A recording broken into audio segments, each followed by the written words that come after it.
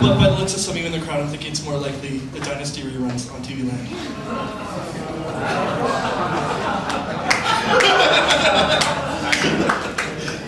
Tonight, you guys are in for a treat. The movie you're going to see after our illustrious panel is a watershed moment in history. The events that the movie chronicles changed the face of the gay movement in Canada. On February 5th, 1981, 4 bathhouses were raided by over 150 police officers. Over 300 people were arrested, and this documentary covers what happened. The events that unfolded afterwards basically led the way for Pride Toronto and many of the other major movements that have happened since. And today, even now, we see the fights that have happened revolving around Pride Toronto over the past year, and currently with the Gay Straight Alliances proves that there's still fights yet to be done. We're very pleased today to have special speakers with us to refront our film and give some context to the situation, as well as make the linkages between past events and current struggles. So I give you our panel. We have 2 of the members of the original Body Politic Collective. Patron presses Ken Popert and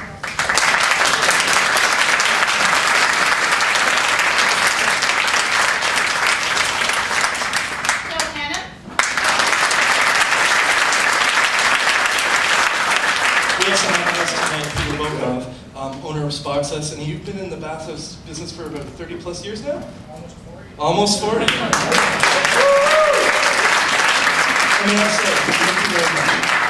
As well, we're also very pleased to have with us Mandy Goodhandy, co-owner and co-proprietor of Goodhandy's, who will provide some context for some of the modern day struggles facing sex clubs.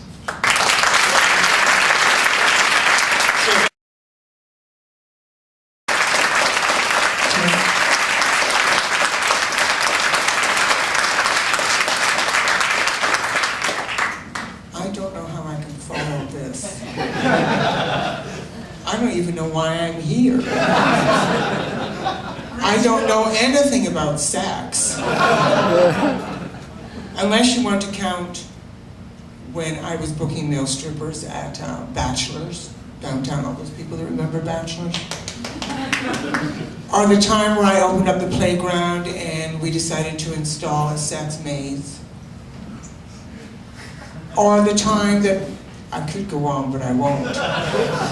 Anyway, about the bath raids, what is incredible is I actually learned something here. You guys are incredible, and a lot of the faces in this room tonight, you are what made Goodhandy's end up being possible to actually open.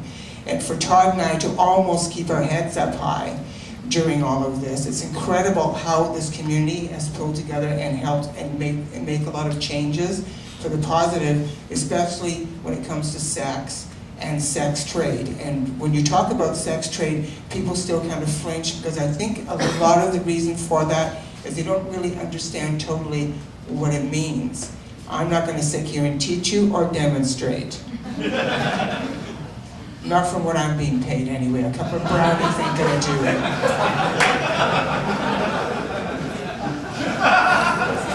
For now.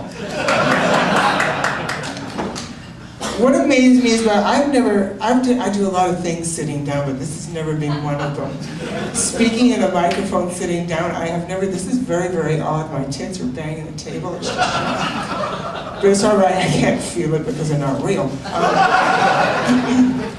But I don't write speeches, I don't do speeches, it's just not my forte. I just say what's on my mind, which gets me into a lot of trouble. But I have brought something that I think is really important for our community to hear, only because not very many times if somebody makes a comment about Todd and I or what we do for a living, really bothers me. I don't take it to heart after these years of what I do. I believe in what I do, and I'm confident with what I do, so I don't usually let things affect me, but the community needs to know what's out there. And what I find is, it all started with the raids of the steam bath, a million other things after that when it comes to people picking on our community. The reason that people do that is because they think we don't matter. That's exactly what's in their mind. Well, fuck them, what do they matter? They're just lesbians, okay? They're just fags. They're just doing this, they're a bunch of trannies that work the street, they don't matter.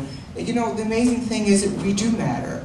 And it's very, very important that we put that message out there. You can't get away with treating us or talking to us like that. Because we do matter, and we should never apologize for anything that we're doing, as long as it's acceptable in society. The headless dolls, I don't know about that, but the thing is, when it comes down to teaching people exactly, okay, what we need to teach. I'm going to start with this. This is what I'm going to do, because I'm going to end up rambling on, okay? But I do have time, you know. I've been looking. I got 15 minutes. I could make $520, you know, in 15 minutes. Okay, at this point in my life, maybe not that much, but we'll see anyway. It's amazing. I was only 2 years old when this whole bath raid happened, which 2 years old? No, well, okay, my first facelift at 2 years old. It was something. This is quotes that actually were posted in public places about Todd and myself and our club. And one of the quotes was after we led the parade, and one of them was before. But it didn't matter when it happened. It happened, and I think it's important that people hear this if you didn't read them where they were posted. The fact that everyone thinks that two business owners involved in the sex industry are role models for or represented of the GLBT community is shameful. How sad that a city as big and diverse as Toronto has to honor two people who run a dumpy, live sex club that profits from the desperation of so many drug-addicted young guys. A lot of that I could overlook and go, you know what, you're entitled to your opinion, and everyone is. And of course, freedom of speech is extremely, extremely important. Bullying, harassing, and putting somebody down for something that's not even strong evidence, that's not freedom of speech. That is just unacceptable. And a lot of this I could bypass if they didn't pick on the models that we've been dealing with. We don't do the live sex shows anymore on Wednesdays, but we used to do live sex shows for those people who don't know, because we were filming for our porn company. A lot of those models were incredible young men. Absolutely incredible, educated, smart young men that chose to do pornography on their own to make extra money. That's their choice. It's their body. They decided that's what they wanted to do. And Todd and I did nothing but respect every one of those young gentlemen. And you can ask them that. Anybody who had a drug problem, we asked them not to come back. Because we cannot film boys that are stoned or drunk or otherwise, because it's just not decent. And if you ever seen any of our pornography, I'm sure none of you have, you could probably tell that a lot of these guys were having a really good time. And so that is what offends me, is someone actually saying that, even implying that a lot of these guys were like, you know, on drugs. So it was okay. So this is what it was. They don't mean anything. They're not important, so I can say what I want about them. And so meanwhile, they're trying to insult us, but they insulted some really nice young men that don't have an opportunity to speak up for themselves, and that bothered me. The second quote was, "You are not standing with the community, you are standing with your cash register." You know, the thing is, my darlings, okay, for us to accept the position, we all know what went on going around Pride, so I won't rehash that, but for anyone to even imply, we almost, like what people would see in their minds anyway, turned from the community. Half of the community was divided. We made a decision. The decision that we made was because those kids that are out there that deserve this parade, those kids out there that are not out of the closet yet, have an opportunity to look and go, oh my God, I could be there. I feel safe. Because there's millions of people behind this cause. That is the reason, well, the main reason that we just decided to take the Pride Marshal honor. The second reason was the fact that we wanted to get word out there about sex trade. Decriminalize sex work now. That was our message. And we decided to do that. And that's why we took the position. It had nothing to do with us putting down freedom of speech. And when it came to walking with the cash register, that would have been fun, actually, because Todd could have carried the cash register. I could have given head all the way down. You know, give what you can, pay what you can. You know, just be fucking quick about it, because there's a parade going on, okay? So we didn't march with our cash register. I'm sorry for the disappointment. This is the next one that actually is even more close to my heart, considering it was written by a trans woman. It saddens me that someone who is a known prostitute / madam is commended for simply being that.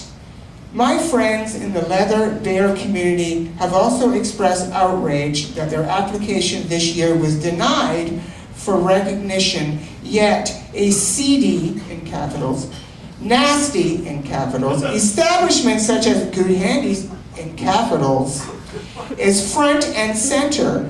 I am an open and out transsexual woman and hold a legit job, in capitals, as well as supporting my community wholeheartedly. Why not feature people who actually do some good for us rather than magnify the negative and nasty side? Some food for thought. Well, I'm going on a diet after that, okay, let me tell you.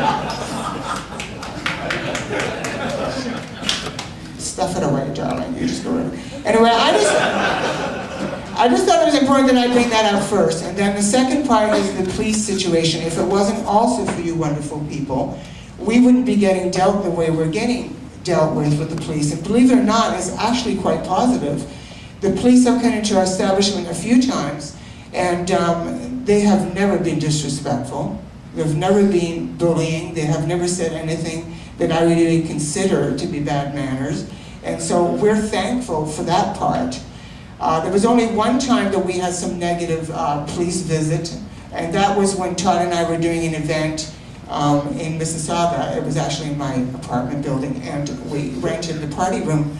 And because there was no bar would have us, and it was a trans event, so I invited a bunch of the girls over, and we invited a bunch of men that wanted to come and meet the girls, and they paid money to get into the party, and we all had a wonderful time. And what happened was, and thank God it was after the party was over, because tranny lovers, oh my God, they would have just died. Okay, if the police bang, bang, bang on the door, there's poor Todd, pockets bulging, okay, looking up in the way Todd does. There's about 5 of us trans women left in the place, a female police officer and 2 male police officers. And they came in, and of course, the frisking took place. It was a female officer that frisked the T-girls, and I thought it was almost like I was dating, but the situation, I think she was a little surprised.